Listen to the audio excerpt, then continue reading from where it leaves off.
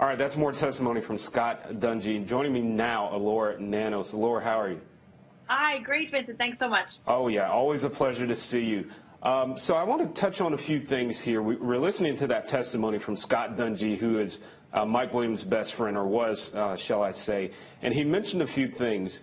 The weather. Now, the day before in Tallahassee, it was about 70 degrees, and he said that night the temperature actually dropped down to the teens. The winds got very strong, things of that nature. Looking back at it, do you think that this was a plan simply because, hey, the weather's going to be bad and we know the winds will be high, so the boat will drift off, so it will appear that Mike fell off the boat went away, and Mike just went missing? Well, this may very well have been a plan, just as you've described, where perhaps the defendant and her husband had her former husband had sort of a partial plan and then decided to put it into action that day because the weather gave them the opportunity. I think that's certainly a possibility.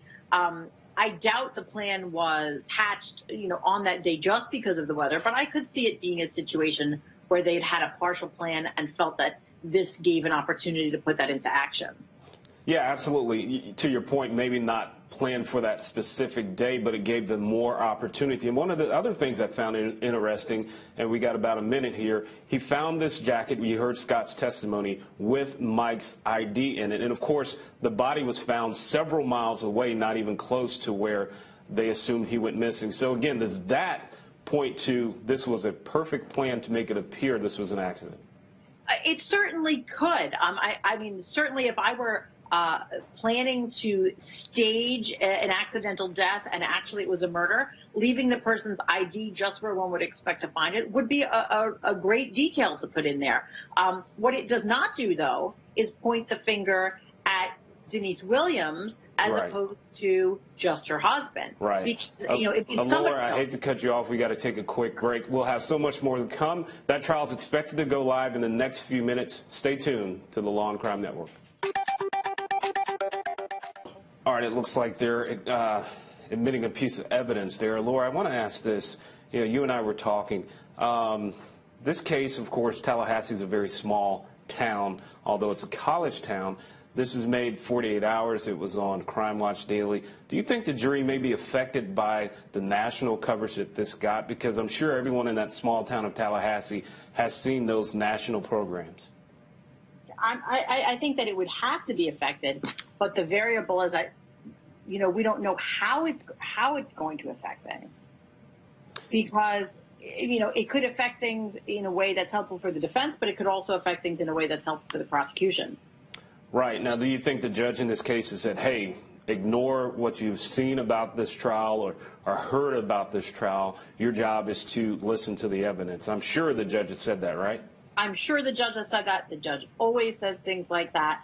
And I think that people can absolutely be fair-minded, even if they've heard media coverage about a particularly high-profile event. So I have no doubt that jurors have the potential to still be open-minded. I will say this, though. In a case where, the sort of media backstory and the drama is a love triangle, I think that it is a little bit harder in that case to get the jury to go with a one-person, kind of blame versus a two-person blame. I think that the average person who has heard about the story might be more inclined to believe it was two people together rather than one person alone. Right. So I do think that is a bit of a hurdle for the defense in this case for that reason. However, it's a college town. This defendant worked at a college. Who knows what other facts about the notoriety may play into this one way or another. Yeah, let's hear more testimony right now from Alton Renew. Okay, Alton Renew is still giving testimony. He's talking about his part of the search, and you heard him, Elura, talk about it was 10 days before he found what is believed to be Mike Williams' hat. So that just tells you how intensive this search actually was. And keep in mind, this is in a murky area where there's alligators, there's all kind of wildlife. So it just tells you how big this search actually was, Elura. Yeah, I mean, listening to this, it kind of shows two things. On one hand, it shows that if this really were a coordinated murder plot, it was likely a pretty good one because, the body was not found quickly. It was done in such a way to really obscure the facts of what transpired.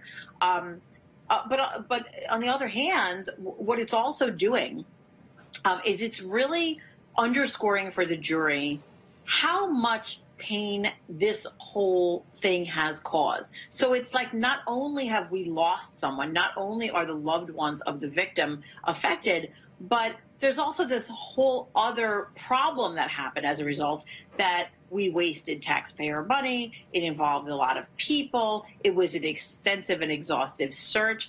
And I think that in the mind of a reasonable juror, I think that can only sort of deepen the intensity of the emotion of the case. Yeah, absolutely. And you mentioned like the body wasn't found right away, and it was a very expensive search. You heard helicopters, Cessna planes, dogs, manpower. But since the body wasn't found right away, don't you think it suggests that these items were just kind of planted around? Because contrary to even if he was eaten by an alligator, there would be some remnants of Mike Williams' body in that water. So do you think these items were just kind of placed randomly to go along with this, oh, he fell off the boat and went missing? Yeah, I do think that that's what happened. I do think that once the entire picture of this case is painted, there will be no conclusion other than that this was a planned murder and that those items were left there for the purpose of throwing off investigators. Again, whether that will weigh against this particular defendant still remains to be seen. And I think that was how you heard the defense lawyer begin in his opening statements to say, no one is contesting that this is a murder. Everyone agrees that this man was murdered. What we disagree on is whether this woman did the murder together with the best friend or whether the best friend acted alone. And all of those things, all of those factors about, other evidence that maybe was planted someplace, truthfully, it does not help anyone answer the question of whether it was one person, whether it was just Brian Winchester, or whether Denise Williams was involved as well. And, that's really the crucial question, and it doesn't actually answer that. Right. It looks like they have a new piece of evidence there on the screen. Let's go back to court so we can find out what that is. All right. Alton Renew is still giving testimony about some photos he took. Elura, I want to ask you this really quick, and we also have Judge Brandon Birmingham in Dallas, Texas. Judge, thanks for joining us. Elura, let me toss to you really quick. We heard about these photos of the Bronco, and we heard a question asked. These items weren't taken as evidence because there was no idea of this murder that had happened. But given that, do you think that these photos will actually be a key piece of evidence in this trial? I do, and I think that the fact that they were not taken because of an initial suspicion of murder, in some ways, sort of makes them even more credible. It at a minimum shows that the police were not focusing on just one suspect to the exclusion of others, or had any particular motive for looking at one person. And I think that that whenever you have these kind of investigations, which of course are very common, where the investigation begins with as either missing persons or some other kind of neutral investigation and then turns into a homicide investigation, this happens all the time. There are times that it can really mess up what ultimately becomes a homicide investigation, but I don't see that really with that particular evidence. Yeah, Judge, let me toss that to you now. Of course, these photos were taken, and it actually preserves exactly how the scene was based on the observation of this Fish and Wildlife person that is on the stand. So I think from preserving the crime scene, if you will, it does an outstanding job. What say you, Judge? You're right. All of those initial facts and circumstances as this case sort of unfolded over time are going to be checked against stories that are later given. In this case, I guess we're going to hear about stories that were given 17, 18 years later. So that's going to provide a very good basis of information to check for those stories. I guess on the one hand, you could say, the story that comes out is consistent with what is found in the car, or it's going to be inconsistent. And if it's inconsistent, well, that means that somebody's not being truthful. So it's going to be provide a good basis to check all the stories that come later for truth. Absolutely. Again, this case has so many twists and turns. Let's get more testimony from Alton Renew. All right, it looks like they're reviewing some documents there. Judge, let me toss to you, Judge Birmingham. So this investigator, Sparkman, took over the case 2007, 7 years later. You heard about how technology had changed since the time he took it over. How do you go about building this case? You couldn't get text messages. There was a lot of technical stuff you couldn't do, but he actually talked about how the alibis had holes in them. So how do you build this case just from a circumstantial standpoint? Well, it is a very fun case to put on. I know it's kind of a morbid statement for me to make, but I tried a bunch of cold cases when I was at the DA's office before I became a judge. And what you do is you set up as much as you can about what you do know for sure at the beginning. So they're developing the body of the crime scene, the res gestae, the corpus delicti, what was actually being recovered, what led them to call this suspicious. When you talk about alibis, one of the things that the best way to bust an alibi in 2000 pre-cell phone was just good old-fashioned fact-checking. So right. You take the story, the witness statements at their word, and then you go find out whether or not they're being truthful. If you can verify that, and if there's holes there, then you investigate a little bit further. Partly because you want to pinpoint where they are, but also partly because you want to figure out why it is they're not being truthful. There's some other suspicious circumstances too. They did not find evidence you would have expected to find in a suspected accidental drowning. They didn't find any of the clothes. I mean, not to mention the body. They didn't find the body. There's no reason why they shouldn't have found a body. Usually in drownings like that, they do eventually find the body, but they didn't. One of the things that the prosecutor is going to have to answer for these jurors, too, I'd just like to point out real quick is, we have the killing, the alleged killing happened in 2000. We've got an investigator here who took over, I believe, I wrote down 2006, 2007. Right. Some of the things that he's saying caused them to be suspicious hadn't even happened, had already happened in 2000. And so, you always want to establish a timeline of the investigation whenever you're putting these cases on. You want to let the jurors know exactly what the detectives knew, when they knew them, and why those leads led to nowhere, or eventually why they became cold or why they got hot again. So they're going to have to answer, I think, that gap of about 6 or 7 years where some of the facts and circumstances seem to want to demand further explanation, but I guess they just didn't until 2007. Right, and Elura, really quick, I think one of the biggest pieces of evidence, and the judge alluded to it here, was the fact that no body was found. So here it is 7 years later, this investigator is saying things were suspicious. Really quick, what's your take on the fact that the body was not found, and why wasn't that a bigger issue in 2000? I think it certainly should have been a big issue in 2000, and I think it is absolutely going to be a big issue in this trial. I'd like to hear some explanation about why that didn't raise, more red flags at the time, but maybe for whatever reason, the investigators really believed that he was consumed by alligators or something along those lines. But I'd like to hear some major explanation for it now. Yeah, I think we all want to hear that explanation now. You can still see that investigator there on the stand. We're going to have more of his testimony on the other side of this break. We have to take a break. Again, this is Denise Williams. She's on trial right now in the state of Florida for conspiracy to commit murder of her husband, who was actually best friends with her current husband, who admitted to killing Mike Williams way back in 2000. He led investigators to his body after being missing for 17 years. We'll be right back to the Law&Crime Network. Stay tuned. Hey, Judge, I want to ask you a quick question. Now, in this trial, the jury is actually allowed to ask questions of the person on the stand. Now, you and I were talking during the break, and you said you've had jurors actually say they would prefer that. How common is it for a juror to want to ask questions as the trial is going along? I find it to be very common, and I think that most jurors will tell you that there are always some questions that they have in their mind. And I'll tell you this too, having presented cases to grand juries here in Texas where the grand jurors can ask questions, they've often been very insightful and very helpful to me later on, and they've also helped guide the investigation. I think it would be very helpful in these cases if the jurors were allowed to ask questions. I know some jurisdictions allow jurors to write them down and give them to the judge. I guess in Florida you can just ask questions, and I suppose the judge would rule whether it's a proper question or not. But it's pretty common, and it might be helpful. Right. I believe there's redirect going on in that courtroom. Let's go right now.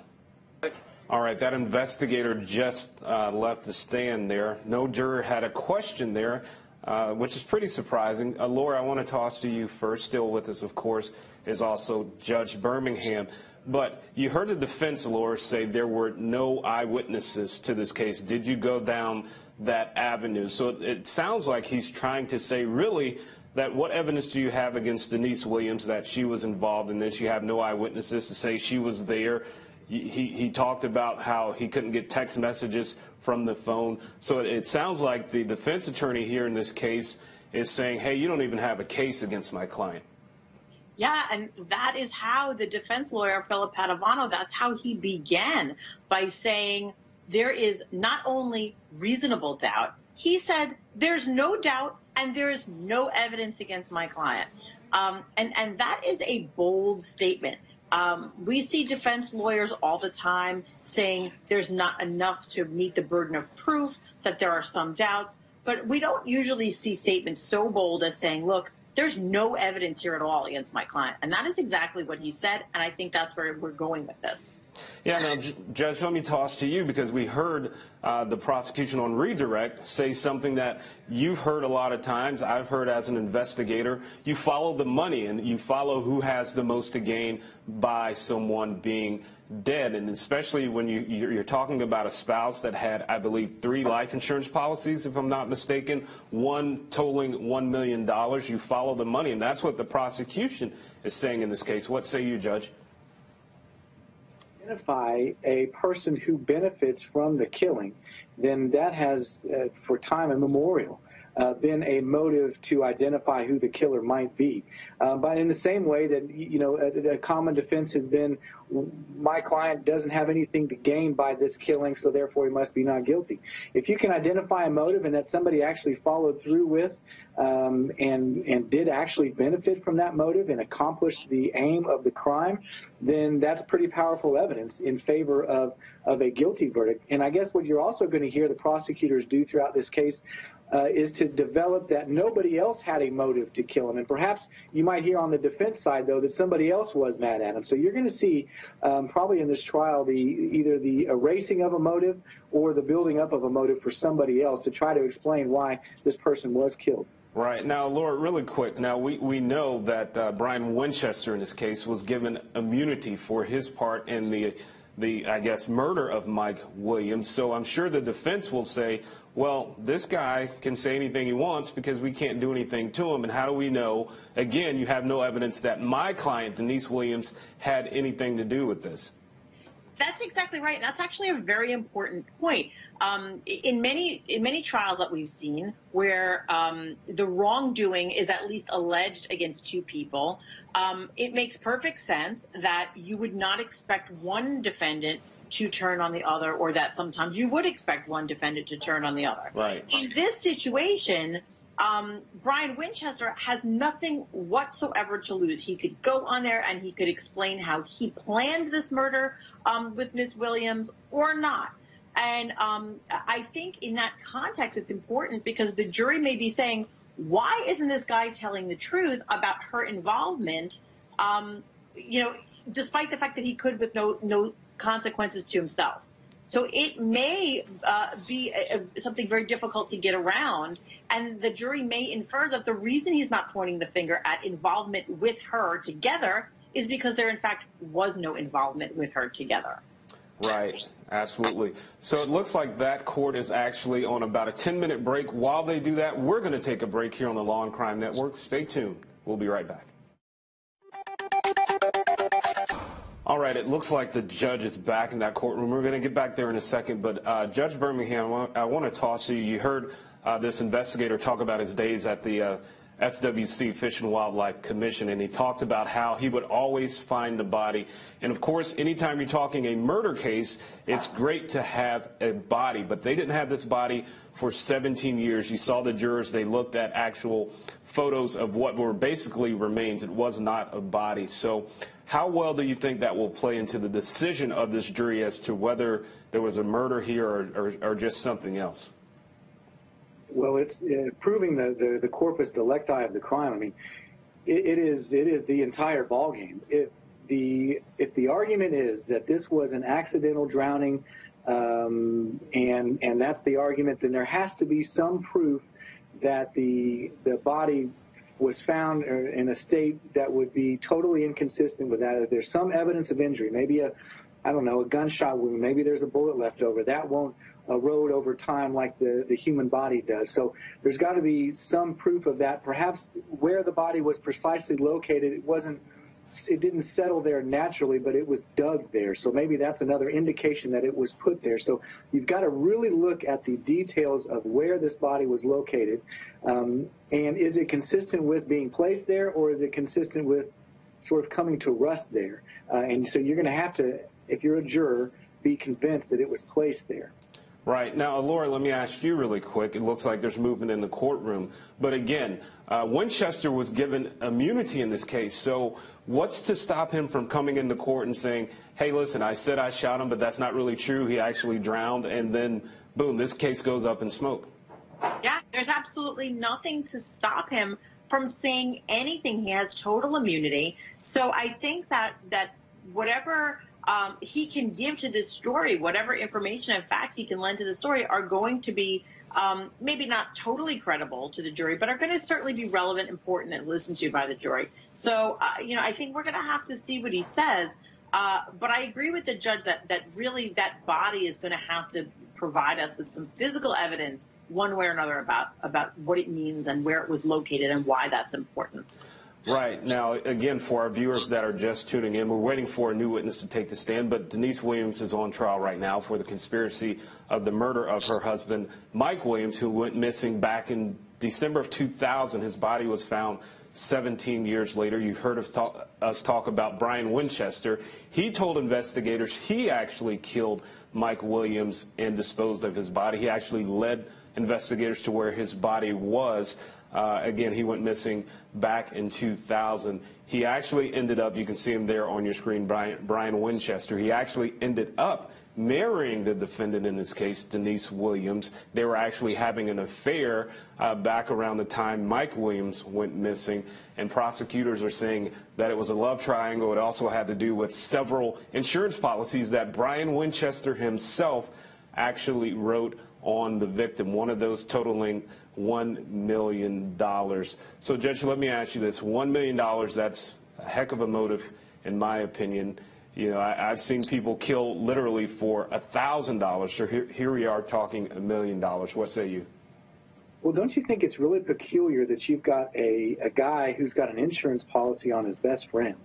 I mean, that to me is a very peculiar circumstance that is going to demand some kind of an explanation from the defense or from the state. How in the world do you have a guy taking out a life insurance policy on somebody else? That is going to lend credibility to what I guess Mr. Winchester is going to say, that this was all part of the plan, this was the motive.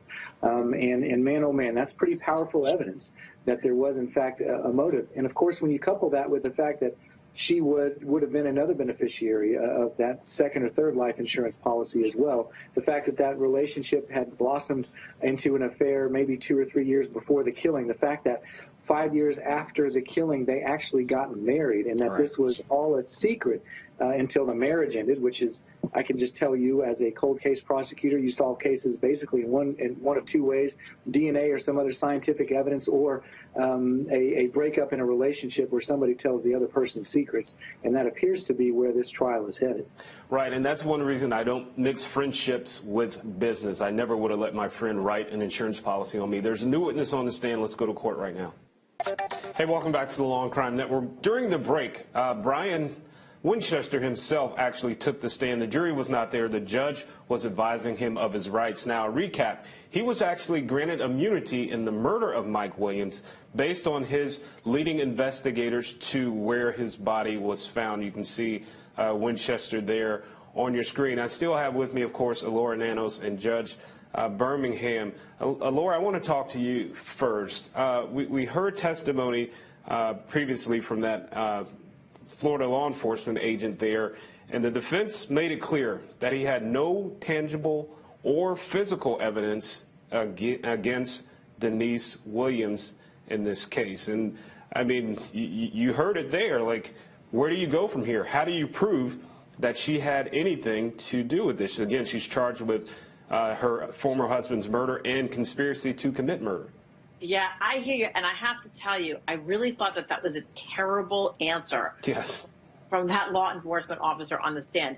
Now, of course, there was no direct physical evidence linking the defendant to the crime. I get that. This witness knows that. So that is the question that he clearly should have been prepared to answer. And what he should have said as a state's witness is he should have pointed to the fact that there was no body. Well, because the absence of that physical evidence is relevant. He should have named some physical evidence that somehow maybe indirectly pointed to the defendant. But he said there's nothing, almost as if there is nothing to indicate that this defendant did anything wrong. And, of course, that's not really the state's theory of the case. Right. Now, we did hear testimony, though, that, again, Winchester wrote these insurance policies, and he was one of the benefactors on that. But Denise actually received the money from that. Judge, let me toss to you, because one thing I think we're all questioning here, right? We heard testimony about the Bronco being recovered, the boat, the fisher's license, his jacket. But the bigger question is, where was the exact crime scene? And I think, personally, that's crucial when you're trying to prove this case and get a conviction of murder. The type of killing that they're alleging, a shooting, would definitely leave, I mean, obviously an injury on the body, but it also might leave some other traces of its commission. Perhaps there's blood that would have been in the boat, something like that. But, you know, there's just not going to be that type of evidence. It really wasn't collected that way. So this is really going to fall down right square in the crosshairs of what Winchester said when he was arrested for this aggravated kidnapping. Not only is he getting out from under a murder case, he's been given immunity for that, but he was also looking at an aggravated kidnapping charge. So it's going to come right square down to this witness right here. Right. And, Laura, that's a good point. The judge brought up this kidnapping case. Now, here's the thing. Now, Winchester claims he kidnapped her while armed because he thought she was going to snitch on him and put everything on him. But from a defense standpoint, I mean, here you are, you're armed, you're kidnapping your then spouse because you think she's going to snitch or put the blame on you. As a juror, wouldn't you say, well, maybe this guy was the mastermind behind this. He was violent. He was armed when he kidnapped his own wife. So doesn't that kind of backfire in his defense? Well, I think it certainly could, because it does paint him as a violent guy and someone who is willing to cross those personal lines for criminal activity. But, you know, there's also a way of looking at it, depending on what kind of surrounding circumstances the jurors come to see, to say these two had a really bizarre relationship. Who knows whatever went down between the two of them, and they're both sort of crazy, and they're both involved in this, and they both cooked up this scheme to kill the victim. So, I mean, it doesn't look good for this guy because it shows that he's violent. Right. But I think with the right other additional facts, it could still weigh against this defendant. Right. Now, Judge, could this have been more of, it really wasn't about the money, that he wanted Mike Williams out of the way so he could proceed to have this relationship with Denise. They later married, I believe, 5 years after this happened. So excluding the money, the $1 million that we've heard about and the other life insurance policies, could it have just been that he wanted his friend, his best friend, his former best friend, out of the way? Well, absolutely. The quintessential part of a love triangle type killing is getting rid so that you get the prize, you get the girl. Right. I'd be curious to see. One of the very interesting things that the detective said that he was told by Miss Williams was that if she would have known that he killed her husband, that she wouldn't have married him later on in life. Well, let me tell you, if it is true that they were having the affair 3 years prior to, that's going to erode her credibility quite a bit, and it almost seems like she's not being truthful. She's covering up and trying to vouch for herself, which is something that defendants, when they're confronted with evidence against them, often try to do. They vouch for themselves. Absolutely. It looks like Brian Winchester is being sworn in that courtroom. Let's go to court right now. Reporter right there. That shouldn't be a big problem. Well, she's the one that brought the issue up, so. Well, she could have to deal with it.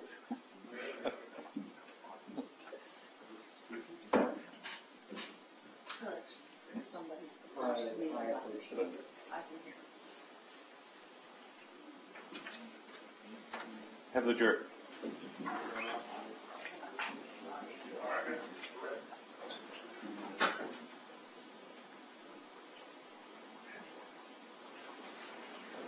While you're there, turn the podium down a little bit.